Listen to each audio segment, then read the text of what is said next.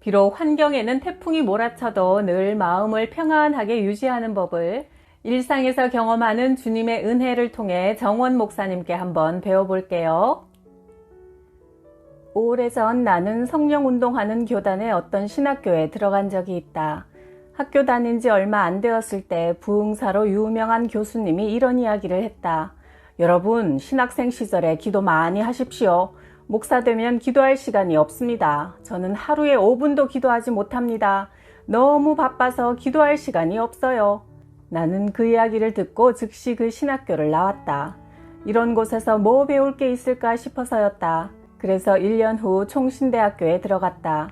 그러나 다른 신학교, 다른 목사님들의 사정도 그리 다르지 않은 것 같았다. 나는 그 일 후 많은 사역과 적은 기도보다 적은 사역과 많은 기도를 내 삶의 목표로 정했다. 보이는 이 땅의 세계에서 유명해지는 것보다 보이지 않는 세계, 영계에서 알려지는 사람이 되자 결심했다.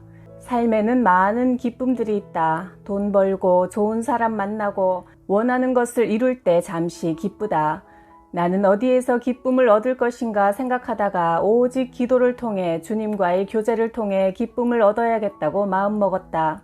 왜냐하면 물질, 명예, 편안한 삶, 성공적인 목회자로 알려지는 기쁨은 외부적이고 일시적인 것이라 사라질 수 있지만 기도를 통해 하나님과 교제하는 내면의 기쁨은 누구도 빼앗아갈 수 없는 영원한 것이기 때문이다. 오늘도 나는 기도하면서 잠이 들고 기도하면서 잠을 깬다. 분주히 살다가 마음이 지치고 어두워지면 나는 다시 기도에 들어간다. 지금 내 나이 48세, 외적으로 이루어 놓은 것은 별로 없다. 그러나 나는 그저 남은 삶을 기도하며 살다가 주님 나라로 가고 싶은 소원뿐이다.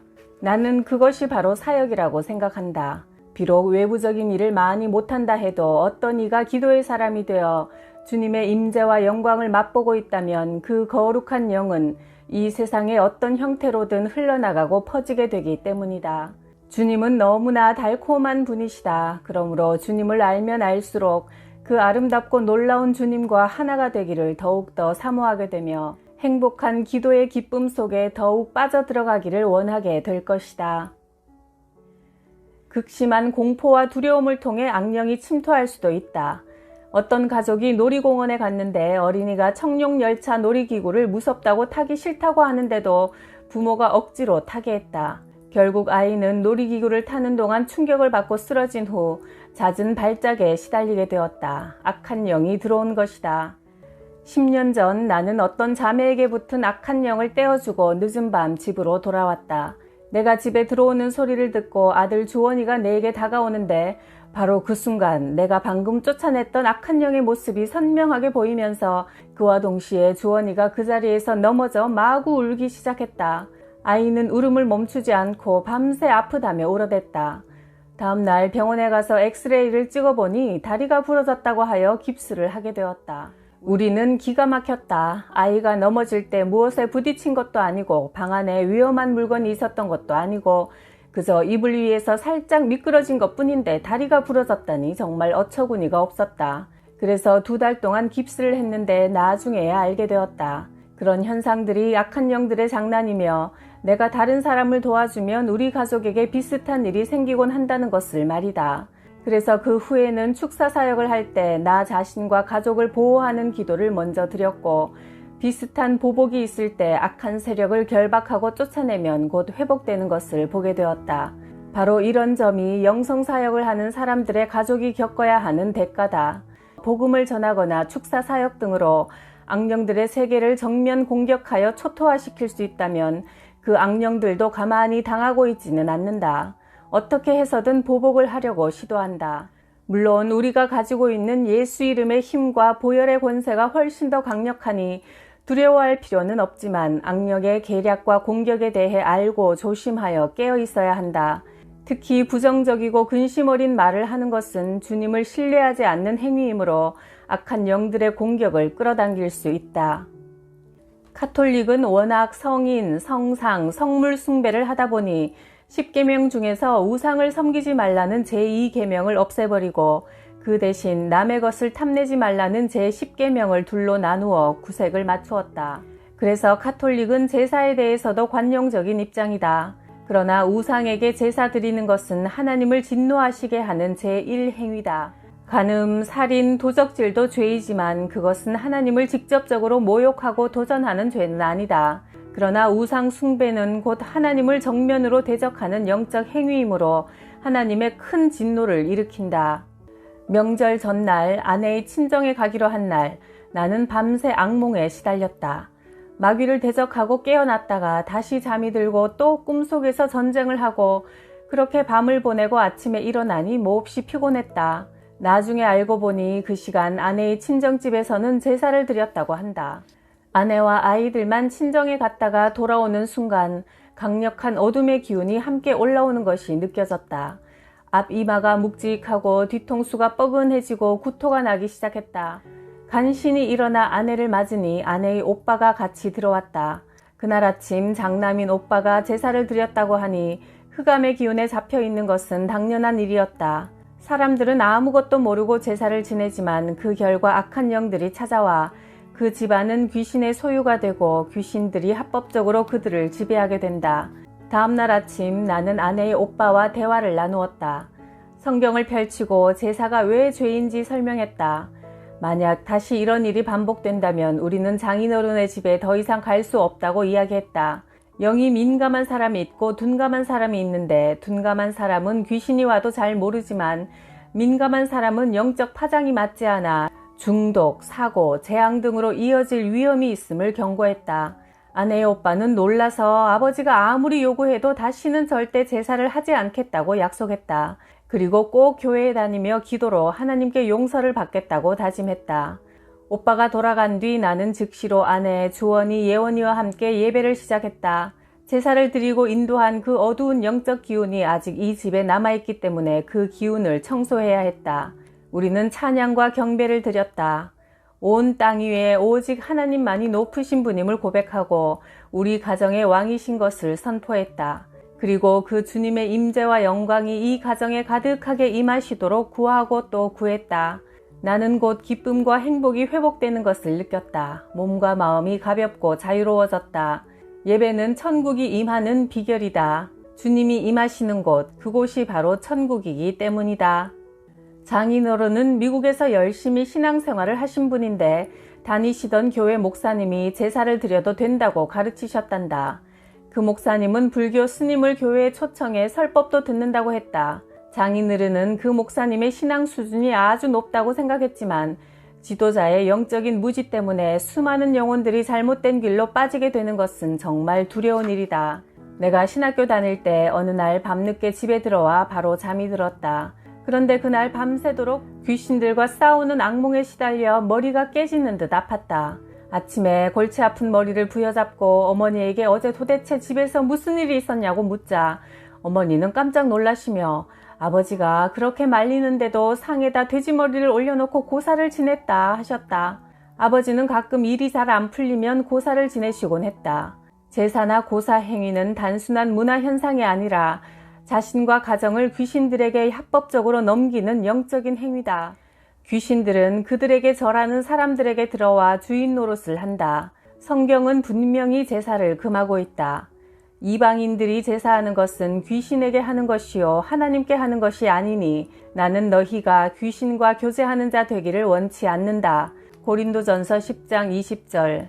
사람들이 조상을 기억한다며 드리는 제사 행위는 귀신을 부르는 의식이며 그 제사에 오는 영들은 조상의 영이 아니라 그 지역을 지배하고 있는 악한 영들이다. 그리스도인의 삶의 중심은 예배다. 예배를 드리며 주를 찬양하고 하나님께 감사드린다. 결혼은 결혼식이 아니라 결혼 예배다. 새로운 가정을 주신 것을 감사하고 하나님이 이 가정의 주인 되시기를 초청하는 것이다. 누군가 소천하면 임종 예배를 드린다. 일생의 삶을 인도하신 것을 감사드리고 언젠가 천국에서 다시 만날 것을 기약하며 예배드린다. 이사를 가면 이사 예배를 드린다. 새로운 터전을 주신 것을 감사하고 새 집에 하나님이 주인 되시기를 모셔드리는 것이다. 사업을 시작하면 개업 예배를 드린다. 이 회사의 사장님은 하나님이시며 주님의 임재와 인도하심이 사업장에 있기를 구하는 것이다. 여행 갈 때도 예배를 드리며 집에 도착하면 예배를 드린다. 바로 이것이 그리스도인의 삶이다. 모든 삶 속에 하나님이 왕이시며 주인이심을 고백하는 것이다. 가정에 악한 기운을 가져다주는 가장 일반적인 통로는 텔레비전이다. 각종 지저분한 프로그램을 통해 온갖 더러운 영, 음란의 영, 세상의 영들이 그 집에 들어온다. 세상 사람들은 어차피 악한 영들에게 자신을 바친 존재들이고 세상의 쾌락을 좋아하고 사랑하기 때문에 그런 악들을 즐긴다. 그러나 하나님께 헌신된 이들이 그런 기운과 접촉하고 즐기면 온갖 악한 영들에게 공격할 틈을 주게 된다. 그 다음 일반적인 통로는 전화다. 전화를 통해 사람들과 대화를 나눌 때 조심하지 않으면 세상에 온갖 혼란스러운 영들이 다 들어오게 된다. 심령이 맑고 주를 사모하는 이들과 대화하면 덩달아 큰 기쁨을 누리게 되지만 세상을 사랑하고 사람을 미워하고 분노하며 불평을 토하는 이들과 대화를 나누면 함께 큰 고통을 느끼게 되는 것이다. 아내가 계속 전화로 상담해주는 소리가 들렸다. 드디어 전화를 마친 아내는 머리가 너무 아프다며 탈진해서 내게로 왔다. 상대방이 바람난 남편 때문에 계속 하나님 어쩌면 내게 이러실 수가 있어요. 하나님을 원망하며 끝없이 하소연을 하고 울어대니 마음이 답답하고 눌린다고 했다. 원망하는 것은 어둠의 영에 잡힌 것이다. 그런 자세를 바꾸지 않는다면 그녀는 좀 더 고생하게 될 것이다. 환경을 끌어당기는 것은 영이므로 생각과 태도를 감사와 찬양으로 바꾸지 않으면 더 짙은 어두움과 고통으로 떨어질 수 있다. 누구든지 문제와 어려움이 생기면 가장 먼저 자신의 영적 문제가 무엇인지 돌아보고 반성해야 한다. 그것이 해결과 회복의 시작이다. 원망과 불평으로 문제에 반응한다면 문제는 더 심각해지고 복잡해진다. 그러므로 원망과 분노의 생각을 버리고 하나님 앞에 무릎 꿇고 낮아져야 한다. 그래서 먼저 마음이 회복되면 환경은 똑같아도 마음이 후련하고 편안해지고 그러면 외적인 문제가 해결될 기미가 보이게 된다. 나는 이런저런 일로 골치가 아파지면 성경을 펴놓고 읽는다. 특히 시편을 한 장 한 장 읽어나가며 말씀의 능력과 생기를 많이 흡수한다. 계속 말씀을 읽는 가운데 점점 머리가 시원해지고 가슴이 후련해지기 시작한다. 한동안 말씀을 읽다 보면 나는 심령이 꿀같이 달콤해져서 성경을 덮게 된다. 정말 성경은 놀라운 책이다. 이 안에 불의 역사가 있고 시원한 바람이 있고 달콤한 꿀이 있다. 원망하고 불평하는 시간에 성경을 1시간, 2시간 읽다 보면 어느새 어둠의 영은 다 사라지고 문제의 해결법도 찾게 된다. 인간은 하나님과 교제하도록 지어졌고 선한 것을 즐기도록 지음받았기 때문에 빛의 생각, 하나님의 생각이 들어올 때 머리는 시원해지고 가슴은 따뜻해지고 온 몸은 날아갈 듯 가벼워진다. 그러나 어둠의 영, 거짓의 생각들이 들어오면 머리가 아프고 몸이 무겁고 마음은 답답하고 모든 질서와 조화가 파괴된다. 잘난 척 교만하거나 남을 비방 원망하는 이들의 얼굴을 보면 하나같이 어둡고 일그러지고 찡그린 표정으로 그런 이야기를 한다. 그것으로 그들이 어떤 영에 사로잡혀 있는지 알 수 있는 것이다. 주님이 주시는 밝고 맑은 생각 속에서 살아야 내 마음이 천국이 된다. 마음에 불평, 근심, 불안이 가득한 사람은 계속 어두운 환경을 끌어당기게 되고 마음에 평화, 감사, 사랑이 가득한 사람은 비록 현실이 어려워도 곧 머지않아 평화로운 환경이 임하게 된다. 작은 일에 쉽게 흥분하고 쉽게 마음의 평화가 깨어지는 사람들은 더욱 기도와 말씀, 예배에 힘써서 영혼의 안식과 평화를 유지하는 실력을 길러야 한다. 그러면 환경도 더불어 잔잔해진다. 그런 영적 성장은 하루아침에 되지 않는다. 유명한 사역자에게 기도 몇 번 받아서 되는 것도 아니다. 항상 기도하고 기가 막힐 수렁과 웅덩이에서도 불평하지 않고 잠잠히 주님의 인도를 구하는 훈련을 일상의 삶을 통해 충분히 통과해야 하는 것이다. 영적 훈련과 성장이 이루어질수록 어떤 문제가 닥쳐도 마음의 평화를 잃지 않게 된다. 딸 예원이가 어릴 때 우리는 매일 가정 예배를 드렸다. 우리는 어른이나 아이나 죄성을 가지고 있어 항상 하나님을 붙들고 의지하지 않으면 죄를 이길 수 없다고 가르쳤더니 7살짜리 예원이가 어느 날 이렇게 고백했다. 아빠, 제가 못된 성질이 있다는 걸 알아요. 그래서 화를 내거나 짜증을 내고 나면 이제는 정말 항상 예수님을 바라보고 살아야겠다 다짐해요. 하지만 어느 순간 다시 예수님을 잊어버리면 나도 모르게 짜증을 내고 걱정할 때가 많아요. 아빠, 저는 어떻게 하면 좋아요? 그 이야기를 듣고 나는 깜짝 놀랐다.